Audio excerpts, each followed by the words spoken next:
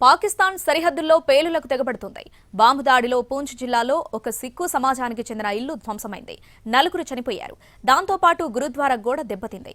1999 కార్గిల్ యుద్ధం కంటే ఈ బాంబు దాడి తీవ్రత దారుణంగా ఉందని ప్రత్యక్ష సాక్షులు చెబుతున్నారు. మృతుల్లో ఒక మాజీ సైనిక అధికారి కూడా ఉన్నాడు. బాంబు పేలినప్పుడు స్పాట్లోనే 4 ప్రాణాలు విడిచారు. అమ్రిక్ సింగ్ అనే వ్యక్తికి చెందిన ఓ కిరాణా దుకాణం మీద బాంబు పడింది. దానికి కొద్ది దూరంలో గురుద్వారా కూడా ఉంది. పేలుళ్ల ధాటికి గోడ ధ్వంసమైంది. యుద్ధ వాతావరణం పెరుగుతున్న క్రమంలో బోర్డర్ గ్రామాలు భయంతో వణుకుతున్నాయి. బంకర్లు నిర్మించి ఇవ్వాలని విజ్ఞప్తి చేస్తున్నారు.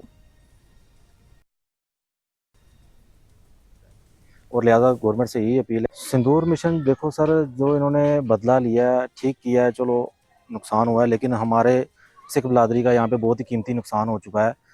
जो ये लेडीज़ थी बेचारी, इसके छोटे छोटे बच्चे हैं, तो बहुत ज़्यादा नुकसान हुआ है सर। तो आगे हम सरकार से यही अपील करना चाहते हैं कि सीज़ फायर ये जल्द से जल्द करवाएं और अमन शांति करवाएं, आगे और नुकसान ना हो। बहुत ज़्यादा नुकसान हुआ है सर। और स्पेशली सर पिछली बार जो बंकर्स का आया था, तो बंकर्स इन्होंने बॉर्डर एरिया में दिए थे। बेसिकली हमारा भी बॉर्डर एरिया में आता है और यहाँ पे शेलिंग बहुत ज़्यादा होती है, बट यहाँ पे डीसी साहब ने बंकर प्रोवाइड नहीं करवाए थे।